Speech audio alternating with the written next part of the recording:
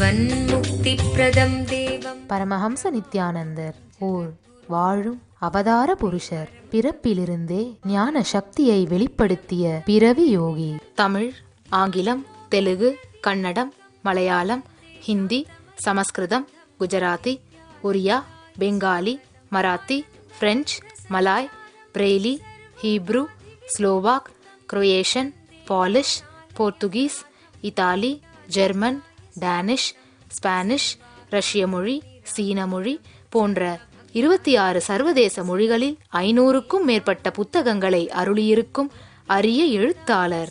10,000 மணி நேரத்திற்கும் மேல் ஞான கருத்துக்களை மொழிந்துள்ள அரிய பேச்சாளர். லட்சக்கணக்கானவர்களுக்கு அன்னதானம், இலவச மருத்துவ வசதி, கல்வி உதவி, மேலும் உலகம் முழுவதிலும் 140க்கும் மேற்பட்ட இடங்களில் பள்ளிகள், ஆசிரமங்கள், ஆலயங்கள் மற்றும் மருத்துவமனைகள் அமைத்து ஒப்பற்ற சேவை செய்து வரும் சமூக சேவகர். லட்சக்கணக்கானவர்களுக்கு தலைவலி முதல் கேன்சர் வரை தனது தியான சக்தியால் தீர்த்து வைத்த தியான சிகிச்சையாளர். கோடிக்கணக்கான மக்களுக்கு உடல் நலம், மனவளம் ஆகியவற்றிற்கான கிரியைகளை வகுத்து தரும் கிரியா யோகி. கோடிக்கணக்கான மக்களுக்கு வாழ்வியல் பிரச்சனைகளுக்கான தீர்வுகளை தந்த வாழும் ஞானி. இந்தியாவில் பெங்களூரு, ஹைதராபாத், திருவண்ணாமலை, சேலம் மற்றும் அமெரிக்காவில் Los Angeles, San Jose, Seattle, Toronto, Ohio, Oklahoma, Phoenix, Saint Louis, Brazil, Paris, Guadeloupe, Dallas, New York,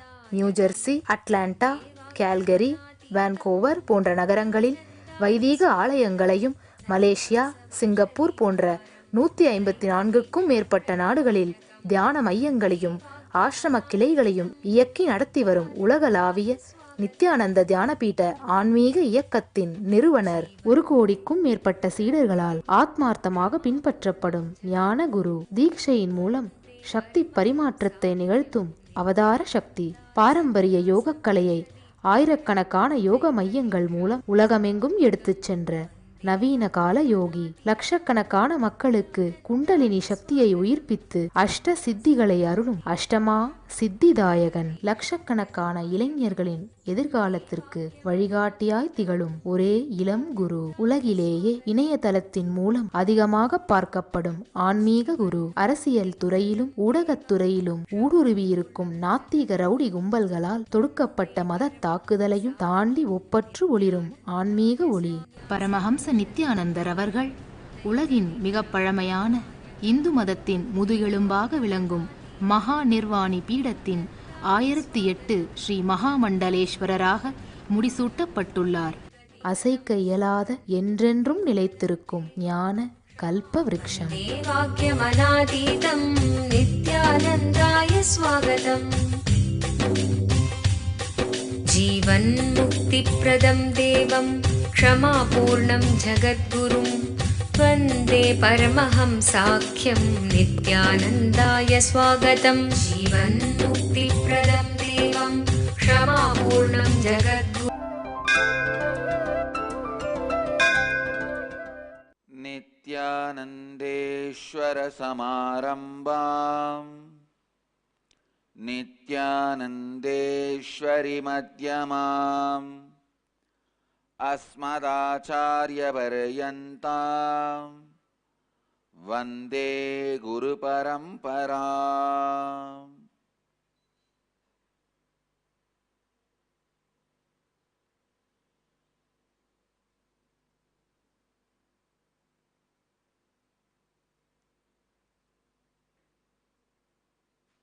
உங்கள் அனைவரையும் வணங்கி வரவேற்கின்றேன்.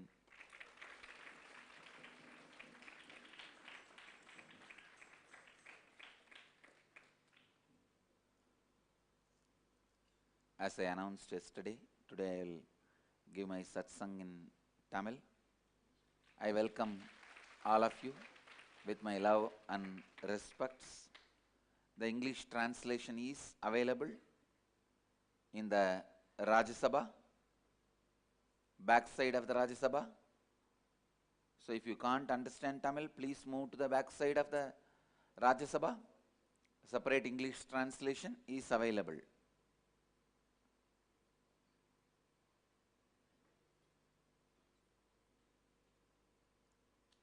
I welcome everyone who are sitting with us through Nityananda TV, Sadhana TV, Lotus News Channel and two-way video conferencing all over the world, having Nayana Diksha. And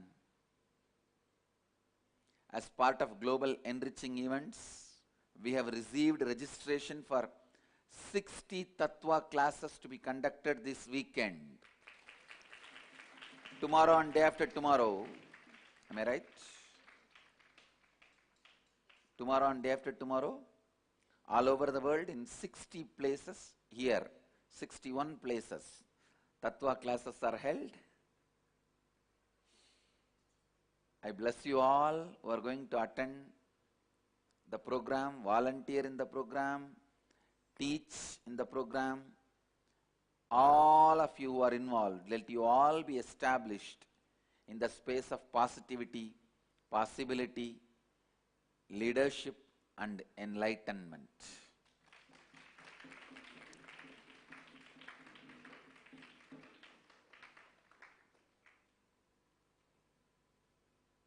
இன்றைய நித்திய சத்சங்கத்திற்குள் நுழைவோம்.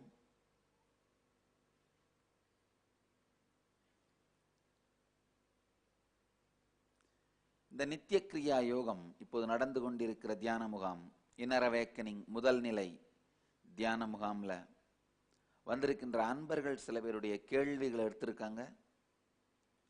இந்த கேள்விகளுக்கு விடையளிப்பதன் மூலமாக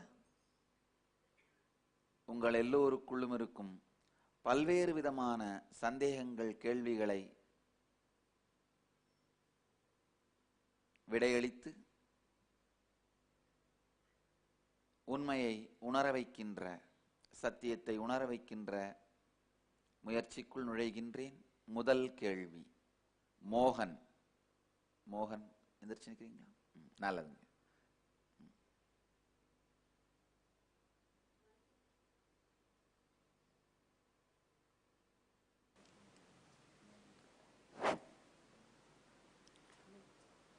வணக்கம் சுவாமிஜி. தியானபீட இணையதளத்தில் எவ்வாறு பூரணத்துவம் செய்வது என்பது பற்றியும் எவ்வாறு மனப்பாங்குகளை நிறைவு செய்வது என்பது பற்றியும் தாங்கள் அருளிய வீடியோக்களை பார்த்து பயனடைந்திருக்கின்றேன்.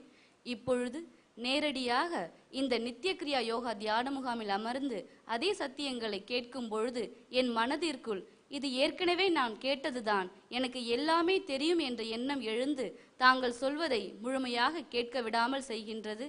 இதை எவ்வாறு போக்குவது? தாங்கள் ஒவ்வொரு முறை சொல்லும் பொழுதும் புதிதாக கேட்க வேண்டும். அதற்கு நான் என்ன பயிற்சி செய்ய வேண்டும்? நீங்க இணையதளத்துல என்ன கேட்டீங்களோ அதை பிராக்டிஸ் பண்ணாலே போதும். நீங்க இணையதளத்துல கேட்டதை பிராக்டிஸ் பண்ணாததுனால தான் இங்க வந்து கேட்கும் பொழுதும் அதை கேட்கவே விடாமல் மனம் செய்கின்றது. நல்லா புரிஞ்சுக்கோங்க. இணையதளத்தில் நீங்க கேட்டது இதே கருத்துக்கள் தான், அதுல எந்த சந்தேகமும் இல்லை. இப்ப நான் பேசுறதும் உலகம் முழுக்க இருந்து மக்கள் தொலைக்காட்சி மூலமா பார்த்துட்டு இருக்காங்க. ஆனா இங்க உட்கார்ந்து அதை உள்வாங்கி அனுபவமாக மாற்றிக்கொள்ளுகின்ற சாத்தியம் உங்களுக்கு அதிகம். அதுதான் நீங்க முக்கியமா தெரிஞ்சுக்கணும்.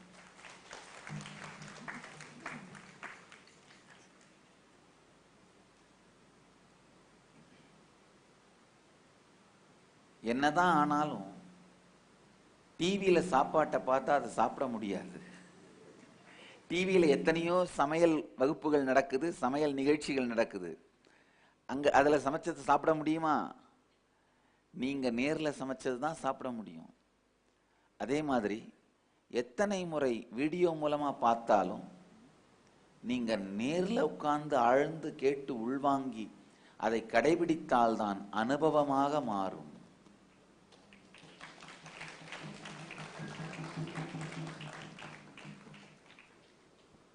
மனம் கேட்டு பழகாமல் விட்டால், கேட்டு செயல்படுத்தாமல் விட்டால், அந்த கேட்டு செயல்படுத்தாமல் விடுகின்ற கருத்துக்கள் ஒரு கரை போல உள்ளே தங்கி விடுகின்றன. ஏற்கனவே நான் கேட்டதுதான், எனக்கு எல்லாமே தெரியும் அப்படிங்கிற கருத்து கேட்டு செயல்படுத்தாமல் விட்டதனாலே நடந்தது. உண்மையில நான் சொல்றதை ஆழ்ந்து புரிஞ்சுங்க. கேட்டு செயல்படுத்தாம விட்டீங்கன்னா கேட்கும் போதே கூட முழுசா கேட்கலன்னு அர்த்தம். ஏன்னா கேட்கும் பொழுது முழுசா கேட்டாலே தானாவே அது அனுபவமா மாற ஆரம்பிச்சிரும். இந்த 4 தத்துவங்களை தெளிவா புரிஞ்சுக்கோங்க. ஆழ்ந்து புரிந்து கொள்ள வேண்டிய உண்மை சத்தியங்கள். முதல்ல இந்த இன்டெகிரிட்டி, ஒருங்குவித்தல், சம்பூர்த்தின் 2 தமிழ் வார்த்தையில் சொல்றோம். இன்டெகிரிட்டி,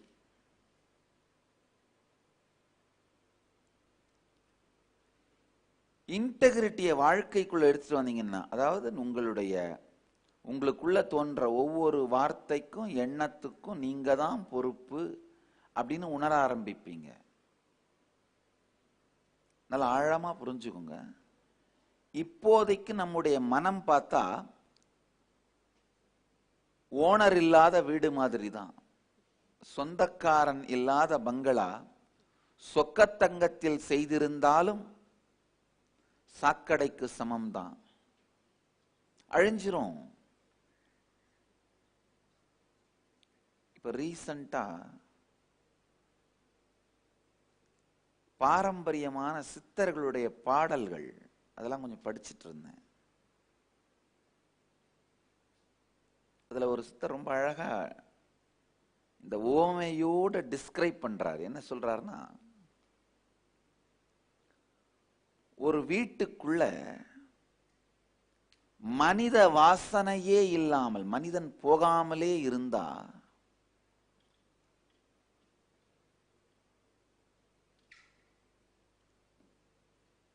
தானாகவே அந்த வீடு தன் மீது மதிப்பை இழந்து அந்த வாஸ்து புருஷன் அந்த இடத்தை விட்டு விலகுவதாலே ரொம்ப வேகமா சிதிலமடைந்து வீணடைந்து விடும்னு சொல்றாரு. அவர் என்ன சொல்ல வர்றாருன்னா, ஒரு 2 வீடு இருக்கு, ஒரே நேரத்தில் ஒரே மாதிரி கட்டின வீடு. 2 வீட்டையுமே யாருமே கிளீன் பண்றதில்லை, மெயின்டைன் பண்றதில்லை. ஆனா ஒரே ஒரு வீட்டுக்குள்ள மனிதர்கள் அடிக்கடி போயிட்டு மட்டும் வராங்க, இன்னொரு வீட்டுக்குள்ள போறது கூட இல்லை. ஆனா 2 வீட்டையுமே எந்த விதமான மெயின்டெனன்ஸோ கிளீனிங்கோ எதுவுமே பண்றதில்லை. இந்த மனிதன் போகாமலே இருக்கிற வீடு ரொம்ப வேகமா இடிஞ்சு விழுந்துரும் சொல்றாரு. காரணம், நாம மெயின்டைன் பண்ணி கிளீன் பண்ணி அதெல்லாம் பண்ணலைன்னா கூட நம்முடைய சுவாசத்தாலேயே அந்த இடத்தோட வாஸ்து புருஷன் உயிரோடு இருக்கிறான்னு சொல்றாரு. அந்த வாஸ்து புருஷனுடைய சக்தியால நம்ம சுவாசமும் மாறுபடுது. இப்ப நம்முடைய மனமெல்லாம் பாத்தீங்கன்னா உள்ள ஆளே போகாத வீடு மாதிரி தான். சொந்தக்காரனே இல்லாத, தங்குவதற்கான ஆளே இல்லாத, யாருமே இல்லாத வீடு மாதிரி தான்.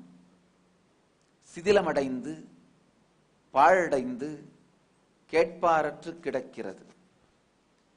எந்த மாதிரி எண்ணங்கள் எந்த நேரத்தில் எப்படி வரும், எந்த எண்ணத்தை நாம செயல்படுத்துவோம், எந்த எண்ணத்தை செயல்படுத்த மாட்டோம்னு எந்த விதமான விதிமுறையுமே இல்லாமல் வாழ்ந்து கொண்டிருக்கிறோம். உங்களால யாராலையாவது சொல்ல முடியுமா எந்த எண்ணத்தை, எந்த மாதிரி எண்ணம் எந்த நேரத்தில் உங்களுக்கு வரும்னு? திடீர்னு தோணும், சரிப்பா ரொம்ப நாள் ஆச்சு, இன்னைக்கு டாஸ்மாக் கடை பக்கம் போகலாம். டாஸ்மாக் கடையிலேருந்து வெளியில போது ரொம்ப நாள் ஆச்சு, வேற சில இடத்துக்குலாம் போயிட்டு வரலாம். இல்லை, எப்போ எந்த எண்ணம் வரும்னு, எப்போ அந்த எண்ணத்தை செயல்படுத்த முடிவெடுப்பீங்கன்னோ எந்த விதமான ஸ்திரத்தன்மையும் கிடையாது, தெளிவும் கிடையாது.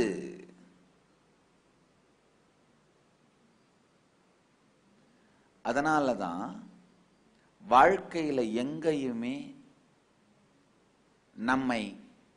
நாம் நம்முடைய வாழ்க்கைன்னு உணர்றதில்லை, ஹோம்லியா ஃபீல் பண்றதில்லை.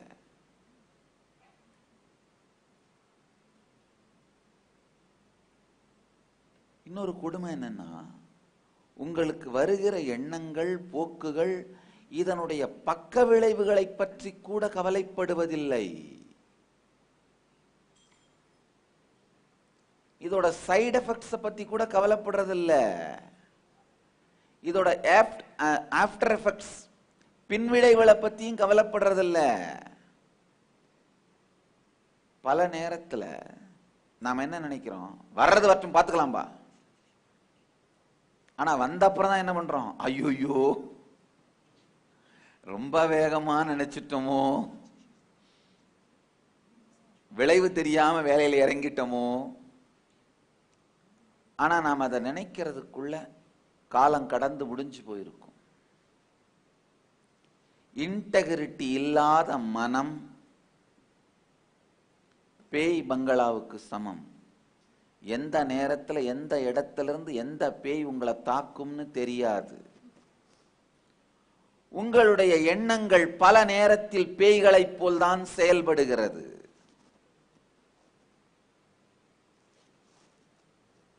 ஆழமா கேளுங்க. திடீர்னு உங்களுக்குள்ள இருந்து வர ஒரு எண்ணம் உங்களை சுத்தி இருக்கிற சில உறவுகளை முறிச்சிருது, வாழ்க்கையை அழிச்சிருது.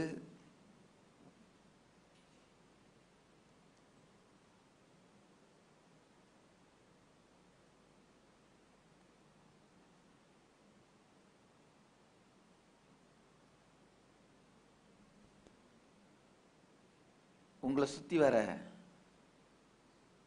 மொத்த சூழ்நிலையுமே நரகமாக்கிறது அப்படின்னும் போது அந்த எண்ணம் வேற என்ன, பேயா மட்டும்தான் இருக்க முடியும்.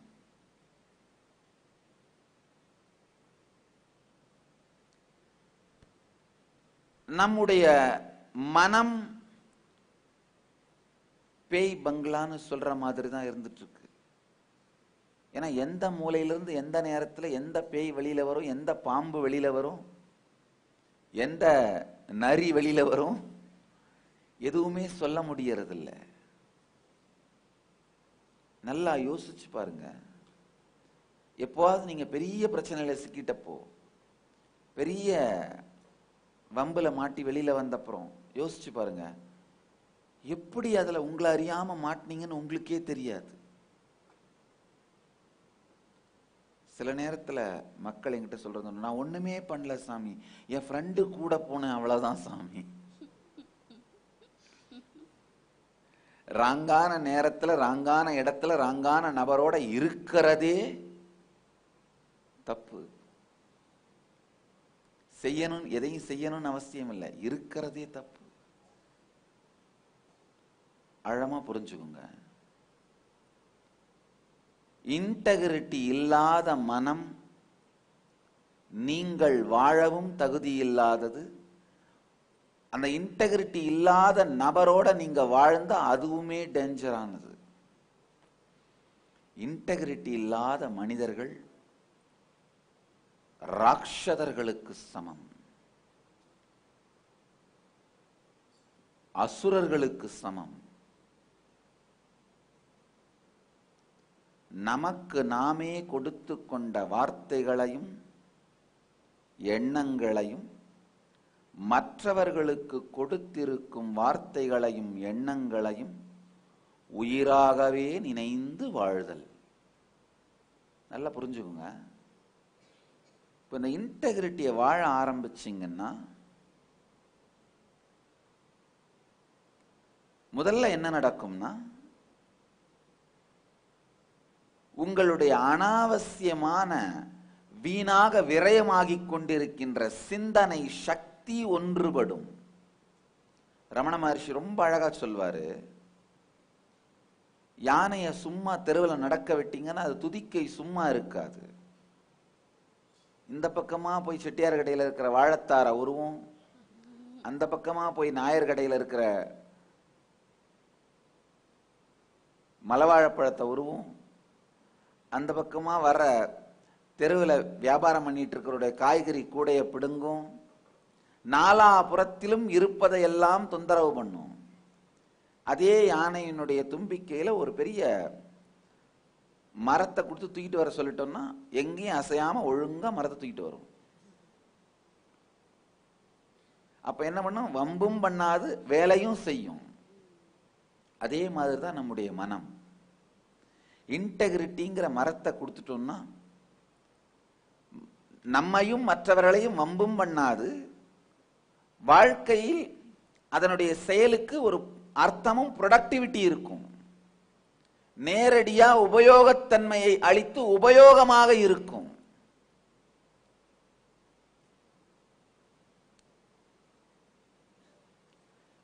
இன்டெகிரிட்டியை வாழும் பொழுது முதல் விஷயம் இதுதான் நடக்கும் உங்க வாழ்க்கையில. தேவையில்லாமல் விரயமாகிக் கொண்டிருக்கின்ற உங்கள் மனசக்தி, நல்லா புரிஞ்சுக்குங்க. நம்ம எல்லாருக்குமே இருக்கிற அடிப்படையான ஒரு மன அமைப்பு என்னன்னா, நாம எந்த சூழ்நிலையோட பாகமா இருக்கிறோமோ அதை எதிர்த்து போறது.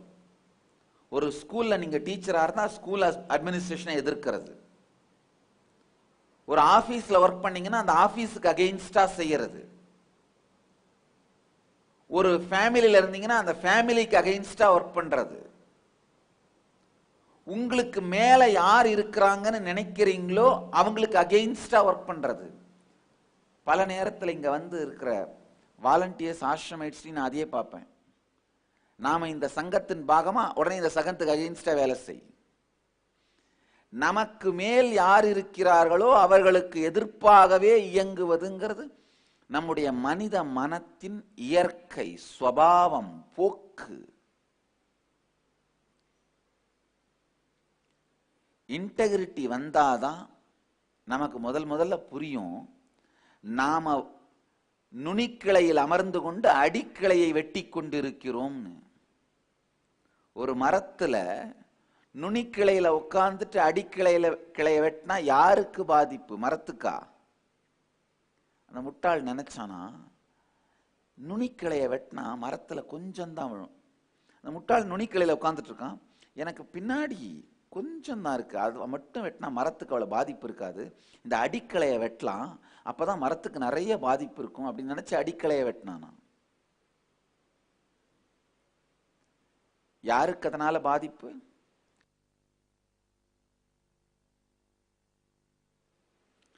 யாருக்கு அதனால பாதிப்பு?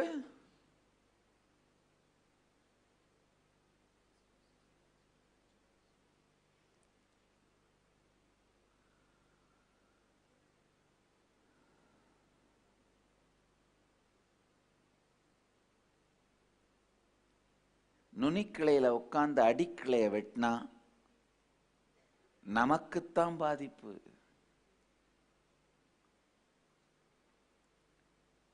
உடைஞ்சி கீழே விழுந்து கைகால் முறிஞ்சி இல்ல உயிரே போய் தான் தான் அழிய போறாங்க. மரம் என்ன பண்ணும்? சில நாட்கள் இன்னொரு கிளையை அந்த இடத்துல வளர வச்சிரும், முடிஞ்சு போச்சு. இன்டெகிரிட்டியோட வாழ ஆரம்பிச்சீங்கன்னா தான் முதல்ல புரியும், உங்கள் வாழ்க்கையின் நோக்கத்தை நீங்களே சிதைத்து கொண்டிருக்கிறீர்கள். நீங்க இருக்கிற குடும்பம் நல்லா இருந்தா தானே நீங்க நல்லா இருக்க முடியும். ஆனா நீங்க என்ன நினைக்கிறீங்க? எனக்கு என்ன ஆனாலும் பரவாயில்ல, இவ்வளவு நிம்மதியா விடுறதில்ல. ஒரு அடிப்படையான உண்மையை புரிஞ்சுக்கோங்க, ஒருத்தரை நிம்மதியா விடுறதில்லைன்ற முடிவோட நீங்க இயங்குனீங்கன்னா நீங்க நிம்மதியா இருக்க முடியாது. அதனாலதான் என்னையோ நம்ம சங்கத்தோட நிம்மதியையோ கெடுக்கணும்னு நினைக்கிற மூடர்களை பார்த்து நான் சிரிக்கிறேன். நம்ம கிட்ட இல்லாத ஒண்ணை நம்ம மற்றவங்களுக்கு கொடுக்க முடியாது. துக்கத்தை கொடுக்கணும்னு நினைச்சோம்னா நம்ம கிட்ட அது இருக்கணும்.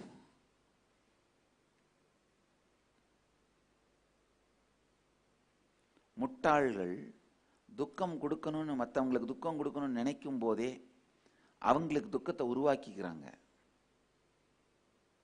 உருவாக்கிக்கிட்டு தான் மற்றவங்களுக்கு கொடுக்கறாங்க. இன்டெகிரிட்டி இல்லாத மனம் நுனிக்கிளையில உட்கார்ந்து அடிக்கிளைய வெட்டுறீங்கன்னு கூட தெரியாம இருக்கிற மனம்.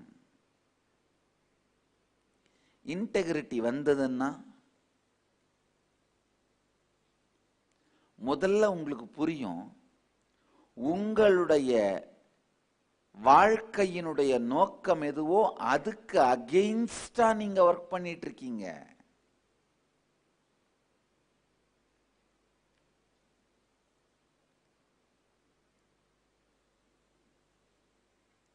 மூன்றாவது உங்களுக்கு புரிகிற விஷயம் என்னவா இருக்குன்னா, அந்த இன்டெகிரிட்டியை வாழ ஆரம்பிக்க ஆரம்பிக்க, அந்த இன்டெகிரிட்டியோட சிந்திக்க ஆரம்பிக்க ஆரம்பிக்க உங்களுடைய மன அமைப்பு சீராகும், எண்ண ஓட்டமே குறைஞ்சிரும்.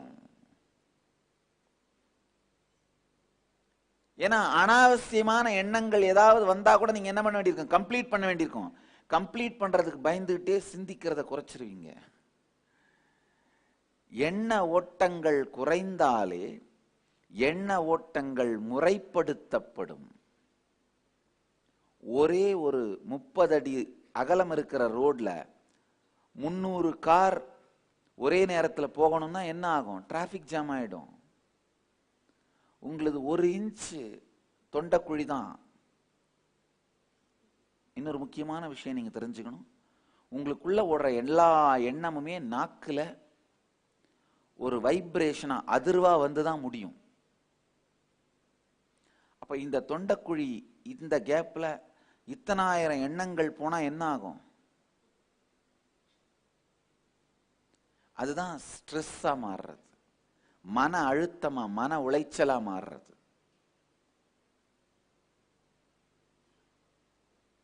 எந்த வேலையுமே செய்யாம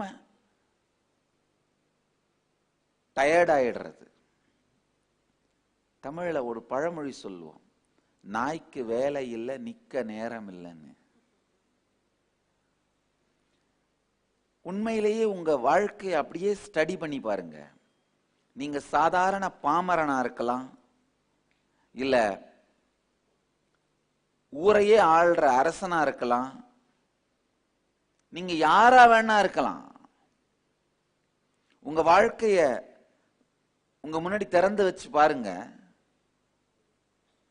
இன்டெகிரிட்டி வராத வரைக்கும் நம்ம எல்லாருடைய வாழ்க்கையுமே இந்த ஒரு பழமொழி தான், நாய்க்கு வேலை இல்லை நிக்க நேரம் இல்லை. ஆழ்ந்து பாருங்க, என்ன என்ன உங்களுக்கும் உங்கள் வாழ்க்கையின் குறிக்கோளுக்கும் ப்ரொடக்டிவா என்ன பண்ணிருக்கீங்க பாருங்க.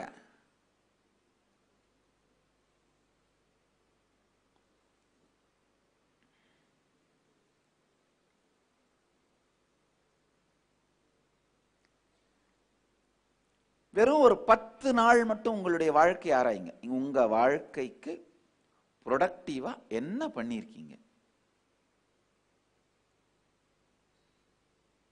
உங்க வாழ்க்கையோட நோக்கம் அது பணமா வேணாலும் இருக்கலாம், நல்ல உறவுகளா இருக்கலாம், ஆரோக்கியம், என்ன வேணா குறிக்கோள் இருக்கலாம். அந்த குறிக்கோள் சரி தப்புன்னு நான் சொல்லவே இல்லை. உங்க குறிக்கோள் ஞானம் அடைகிறதா தான் இருக்கணும்லாம் நான் சொல்லல.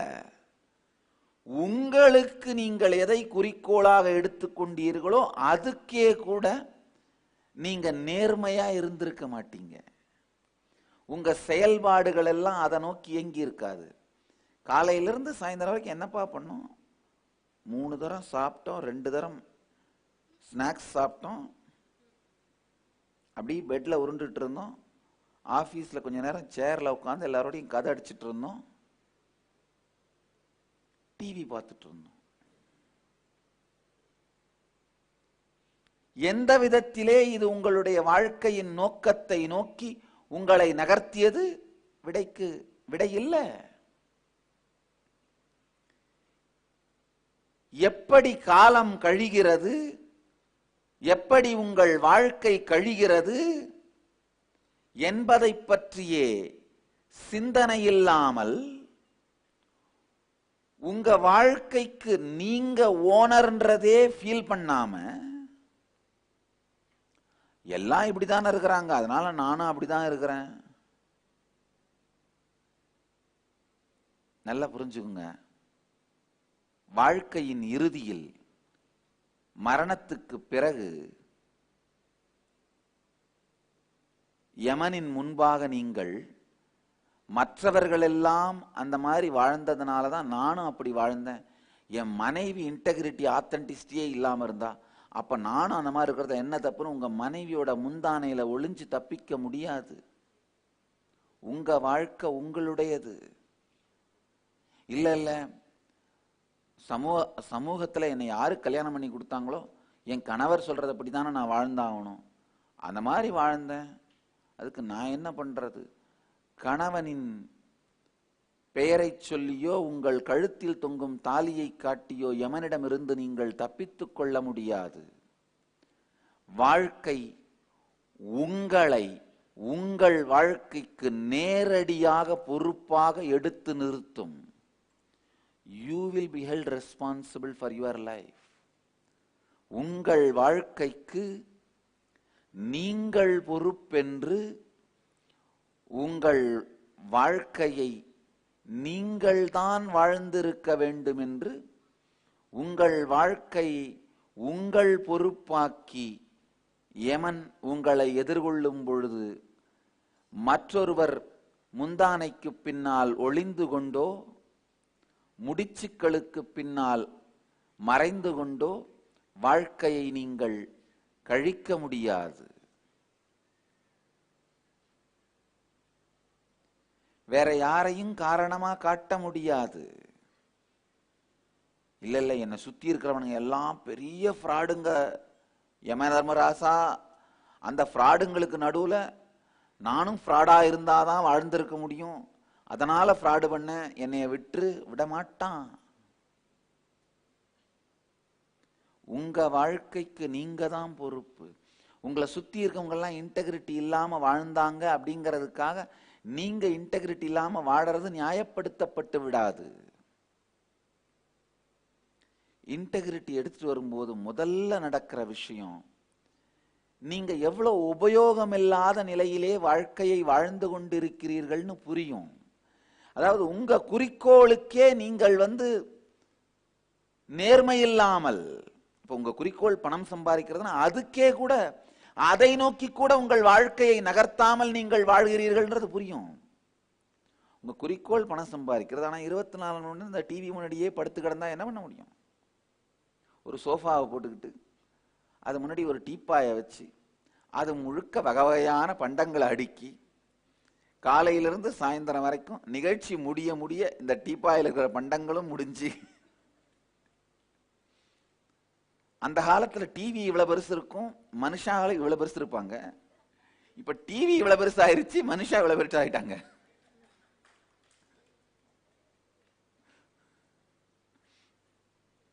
டிவி சைஸ குறைச்சி உங்க சைஸ பெருக்கி பல நேரத்தில் உங்கள் வாழ்க்கையின் குறிக்கோளுக்கே நீங்கள் நேர்மையில்லாதவராக வாழ்க்கையை கழித்து கொண்டிருப்பதையே இன்டெகிரிட்டி வந்த பிறகுதான் கண்டுபிடிப்பீங்க.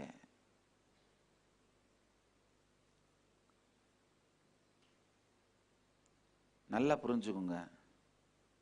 உண்மையில இன்டெகிரிட்டியோட சொல்றேன். பல பேர் என்ன கேட்கறது உண்டு, 35 வயசுக்குள்ள எப்படி சாமி இவ்வளோ கத்துக்கிட்டீங்க, இவ்வளோ படிச்சிங்க, இவ்வளோ வேலை செஞ்சிருக்கீங்க, இவ்வளவு சாதிச்சிருக்கீங்க? உண்மையில சொல்றேன், நான் நிறைய வேலை செய்யலைன்னு எனக்குள்ள ஆழமான ஒரு ஃபீலிங் இருக்கு. உண்மையிலேயே சொல்றேன், என்னப்பா ரொம்ப லைஃப் வேஸ்ட் பண்ணிட்டேனே அப்படின்னு.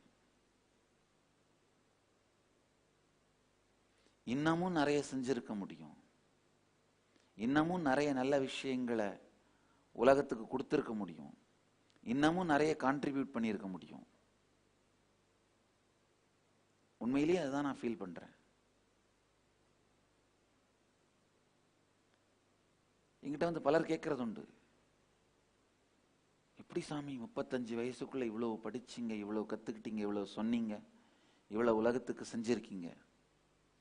உண்மையில பாத்தீங்கன்னா மனித இனமே தன்னுடைய குறிக்கோள் நெறிப்படுதலை இழந்து விட்டது. இந்த குருகுல வாழ்க்கை முறை போன உடனேயே, ஒரு 100 ஆண்டுகளுக்கு முன்னாடி இந்த குருகுல வாழ்க்கை முறை அழிக்கப்பட்டு விட்டது. அழிக்கப்பட்ட உடனேயே இந்த குறிக்கோள் சார்ந்தே சிந்தித்தல் அப்படிங்கிறதே அழிஞ்சு போயிருச்சு.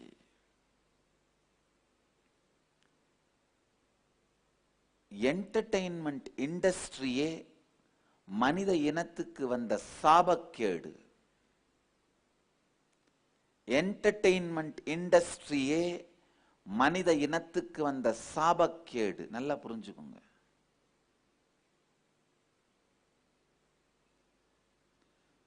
குறிக்கோளை நோக்கி சிந்திக்கின்ற மன அமைப்பு அழிந்ததனால்தான் மனிதனுக்கு பொழுதுபோக்குக்கு விஷயங்கள் தேவைப்படுகின்றது. பொழுது போக்கிறதா? பொழுது போதவில்லைங்கிறவன் தான் மனிதன். போக்கிறதுக்கு மிச்சம் பொழுது இருக்குன்னா அவன் மிருகம்.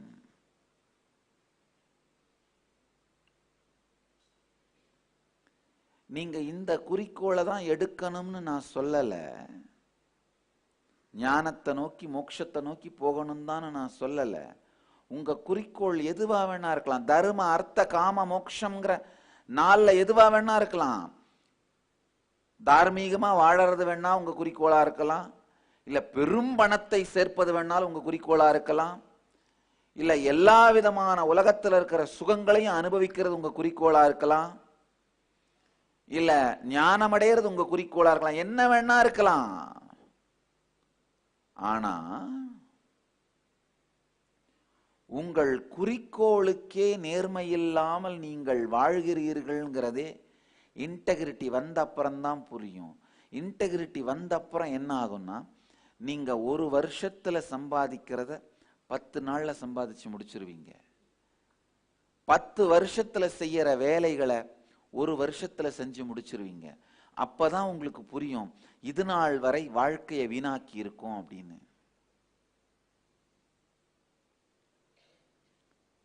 என்னுடைய குருகுலத்துல நான் குழந்தைங்களுக்கு கத்துக் கொடுக்கிற முதல் விஷயம் குறிக்கோளை சார்ந்தே சிந்தித்தல். அதனாலதான்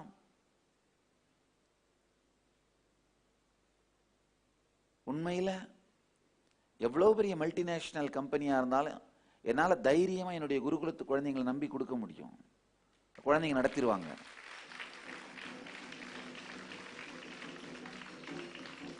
செஞ்சு காமிக்கிறேன் பாருங்க. கூடிய சீக்கிரம் செஞ்சு காமிக்கிறேன் பாருங்க.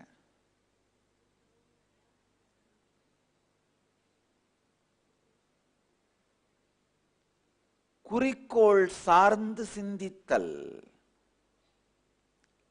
அதுதான் மனித வாழ்க்கையில மனிதனுக்கு கிடைக்கிற மிகப்பெரிய பொக்கிஷம்.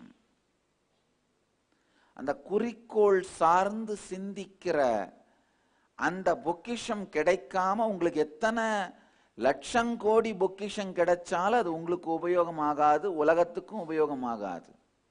சுவிஸ் பேங்க்ல பிளாக் மணியா விழுந்து கிடக்கும், அவ்வளவுதான்.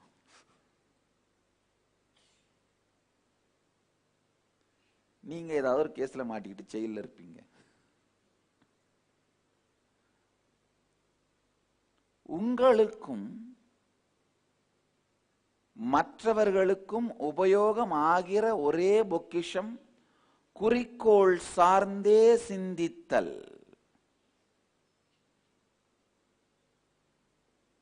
இன்டெகிரிட்டி வந்தா முதல்ல குறிக்கோள் சார்ந்து சிந்தித்தல்ங்கிற தெளிவு வரும். ஒரு 10 நாள் உங்க வாழ்க்கையை ஸ்டடி பண்ணி பாருங்க. காலையிலிருந்து சாயந்தரம் வரைக்கும் என்னென்ன சிந்தனை ஓட்டங்கள் உங்களுக்குள்ள நடக்குது, என்னென்ன செயல்பாடுகள் செய்யறீங்க, இது எல்லாமே உங்க வாழ்க்கையோட குறிக்கோளை சார்ந்து இருக்கா?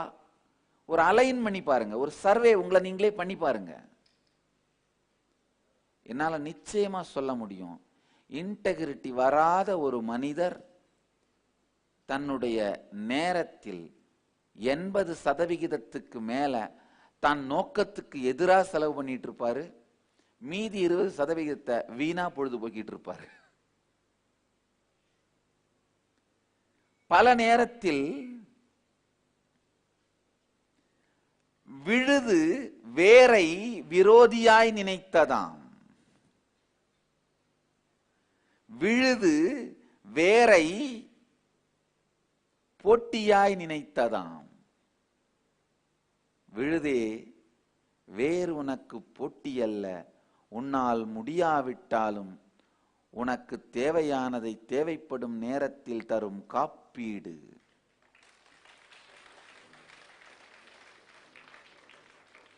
பல நேரங்களில்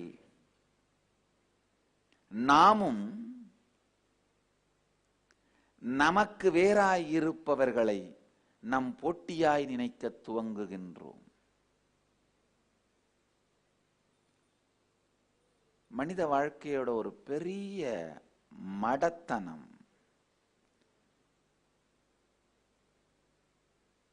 ஆழ்ந்து உங்களை சுத்தி பார்த்தீங்கன்னா, விழித்துக் கொண்டு உங்களுடைய எண்ண ஓட்டத்தையும் உங்களை சுற்றி நடக்கும் விஷயங்களையும் பாருங்கள். இன்டெகிரிட்டி இல்லாததுனால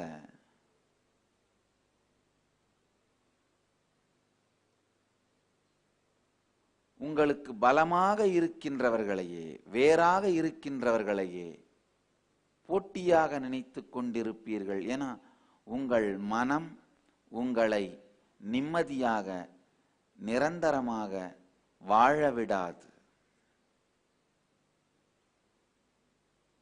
நிச்சயம் உங்களை வாழ விடாது. இன்டெகிரிட்டி வந்தா மட்டும்தான், இன்டெகிரிட்டியோட இருக்கிற சிந்தனை வந்தா மட்டும்தான் இன்டெகிரிட்டி சிந்தனை உங்களுக்குள்ள மலர்ந்தா மட்டும்தான்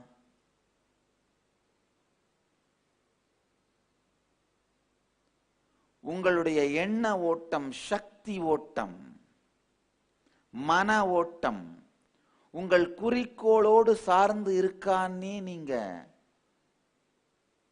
பார்க்க துவங்குவீர்கள்.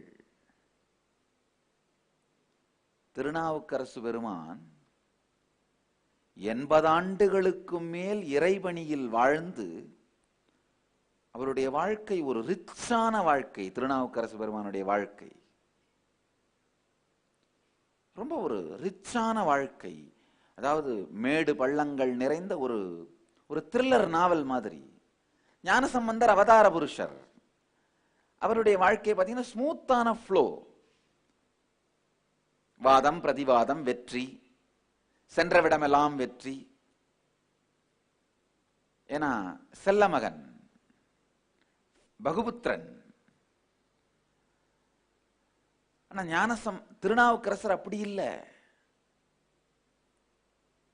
நிறைய மேடு பள்ளங்களை சந்தித்து அவரே சந்தேகப்பட்டு அவரே சமணத்திற்கு மாறி அவரே மீண்டும் சைவத்திற்கு வந்து தன்னுடைய மனதை பக்குவப்படுத்தி மேம்பட்டு சைவத்தின் உயர்ந்த ஞான நிலையை உணர்ந்து சுத்தாத்வைத சிவாத்வைத அனுபூதியை அடைந்து நிறைய மேடு பள்ளங்கள் நிறைந்த வாழ்க்கை. 80 ஆண்டுகளுக்கு பிறகு அவர் பாடுறார், குறிக்கோள் இலாது கெட்டேன்.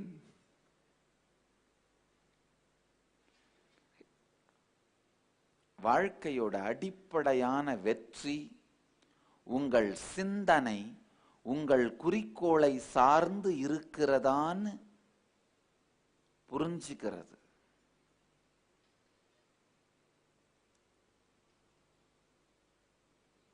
நல்லா புரிஞ்சுக்குங்க. பெரும்பாலான நேரத்துல நம்ம உடம்புல இருக்கிற அந்த ஹார்மோன்ஸ் தான் நம்ம சிந்தனையை கைட் பண்ணிட்டு இருக்கோம். நம்முடைய குறிக்கோள் அந்த சிந்தனையை கைட் பண்ணியே இருக்காது. நம்ம குறிக்கோளுக்கும் அந்த சிந்தனைக்கும் சம்பந்தமே இருக்காது.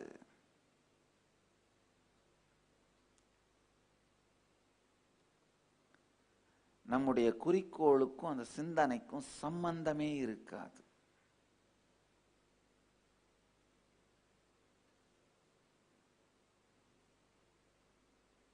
ஹார்மோன்ஸ் போற போக்குல அட்ரினலின் அதிகமா சுரந்ததுன்னா பயத்தில் நடுங்கிக்கிட்டே சிந்தனை போயிட்டு இருக்கும்.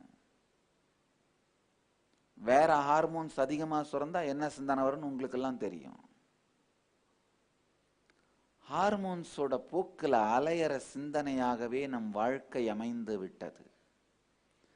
இன்டெகிரிட்டி வந்தாதான் நம் குறிக்கோள் சார்ந்து நம் சிந்தனை இயங்குகிறதா அப்படிங்கிற தெளிவே வரும். இன்டெகிரிட்டியோட இன்னொரு பெரிய பலன் என்னன்னா, நீங்க சொன்னா செஞ்சிருவீங்க, செய்யறது தான் சொல்லுவீங்க. அப்ப என்ன ஆகும்னா, சொல்வதையெல்லாம் நிஜமாக்குகின்ற வாக் சித்தி உங்களுக்குள் வந்துவிடும். வாக் சக்தி மலர்ந்து விடும். வாக் சித்தி வந்துவிடும், வாக் சக்தி மலர்ந்து விடும்.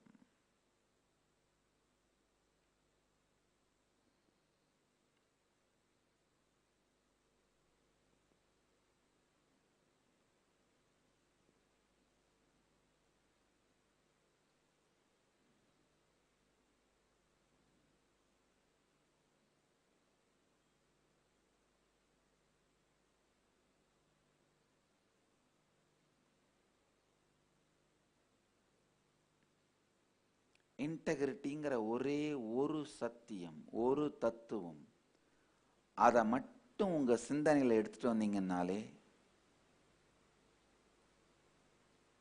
உங்களுடைய மொத்த வாழ்க்கையும் மாறிவிடும். நீங்க நினைச்சிட்டு இருக்கலாம், நான் என்ன சாமி மாசம் ஒரு 10,000 சம்பாதிக்கிற வேலையில இருக்கிறேன், என் வாழ்க்கை போய் எங்க மேல வரப்போகுது, அப்படியே அடுத்த ஒரு 50 வருஷம் இந்த மாதிரி இந்த வேலையிலேயே ஒரு ப்ரமோஷன்ல இருந்து அப்படியே செத்து போயிட்டா போதும்.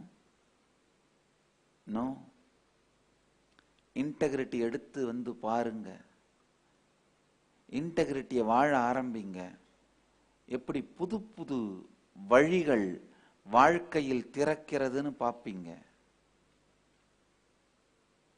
புது புது வாசல்கள் எப்படி திறக்குதுன்னு பார்ப்பீங்க. புது புது நிலைகள் எப்படி மலருதுன்னு பார்ப்பீங்க.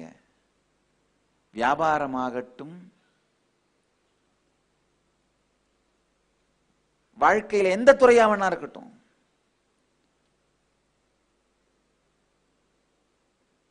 விவேகானந்தருடைய தகப்பன் ரொம்ப அழகா, விவேகானந்தருடைய தந்தை ரொம்ப அழகா விவேகானந்தருக்கு ஒரு தடவை சொல்றாரு, உயர்ந்த கலாச்சாரத்தில் வாழ்வதற்கு உங்களை பழக்குவேனே தவிர உங்களுக்காக சொத்தை சேர்க்க மாட்டேன். அந்த கலாச்சாரத்தின் பலத்தாலேயே உங்களுடைய வாழ்க்கையை உங்களுக்கு நீங்களே அமைத்துக் கொள்ளும் தகுதி உங்களுக்கு வந்துவிடும்னு சொல்றாரு. அது மிகப்பெரிய உண்மை. என்னுடைய குருகுலத்து குழந்தைங்களுக்கு நான் எந்த பெரிய ஒரு சங்கத்தையோ சொத்தையோ ஆசிரமத்தையோ உருவாக்கி வைக்க வேண்டிய அவசியம் இல்லை. அவர்கள் இந்த உயர்ந்த ஞானத்தில் வாழ மட்டும்தான் பழக்கி விடுவேன். பாருங்க அவங்க என்ன செய்ய போறாங்கன்னு.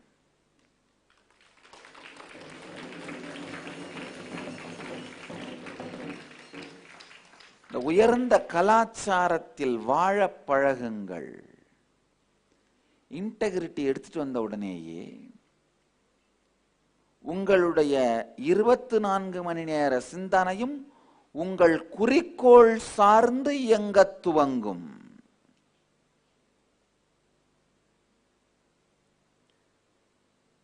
உங்க வாழ்க்கைங்கயா உண்டிவில்ல வச்சு அடிக்கிற கல்லாவும் இருக்கலாம், பிரம்மாஸ்திரமாவும் இருக்கலாம். எந்த மாதிரி வாழணும்னு நினைக்கிறீங்க நீங்க தான் முடிவு பண்ணணும்.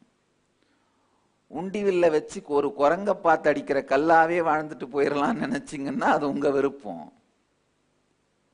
இல்ல பிரம்மாஸ்திரமா இருந்து எதை வேண்டுமானாலும் கட்டுக்குள் கொண்டு வருகின்ற சக்தியா இருந்து வாழணும்னு நினைச்சீங்கன்னால அது உங்க விருப்பம்தான்.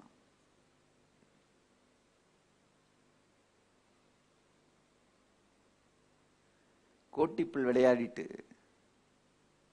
உண்டிவில் கல்லாவே இருந்துட்டு போயிடலாம்னு நினைச்சிங்கன்னா இன்டெகிரிட்டி ஆத்தென்டிசிட்டி எல்லாம் தேவையில்லை. ஆனா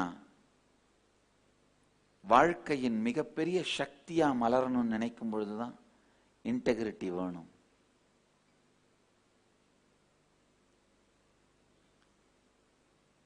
இன்டெகிரிட்டிங்கிற ஒரே ஒரு தத்துவம் உங்களுக்குள்ள மலர்ந்தா என்னென்ன நல்ல விஷயங்கள் உங்க வாழ்க்கையில நடக்கும் அப்படிங்கிறதையும், அது வாழலைன்னா எப்படி உங்க வாழ்க்கை இருக்குங்கிறதையும் உங்க கண் முன்னாடி விரிச்சு வச்ச இன்றைய சத் சங்கத்தின் சாரம் இன்டெகிரிட்டிங்கிற ஒரே ஒரு சத்தியத்தை வாழுங்கள், உங்கள் வாழ்க்கை 100 மடங்கு மேம்படும்.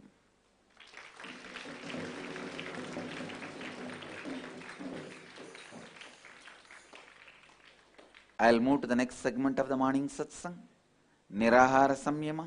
அதிசயிக்கும் வகையில் இழந்த ஆரோக்கியத்தை மீண்டும் பெறுதல், மன அழுத்தம், தூக்கமின்மை, ஆஸ்துமா, தீராத வலி, சோர்வு, பாதுகாப்பின்மை, பயத்தாக்குதல் போன்ற பெரும்பாலான பிரச்சனைகளில் இருந்து 100% முழுமையான விடுதலை.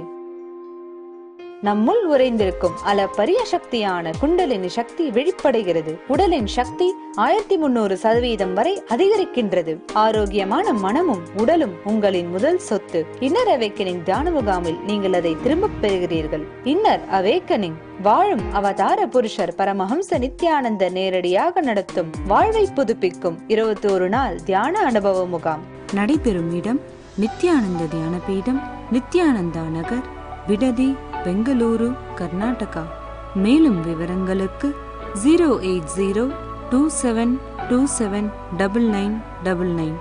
Email ia@nithyananda.org. உங்கள் எல்லோரையும் நித்யானந்தத்தில் நிறைந்து, நித்யானந்தத்தில் மலர்ந்து, நித்யானந்தத்தில் கரைந்து, நித்யானந்தமாகிட ஆசீர்வதிக்கின்றேன். நன்றி. ஆனந்தமாக இருங்கள். நித்யானந்த தியான பீடம், நித்யானந்த நகர், விடதி, பெங்களூரு. ஃபோன் 08027279999. www.nithyananda.org.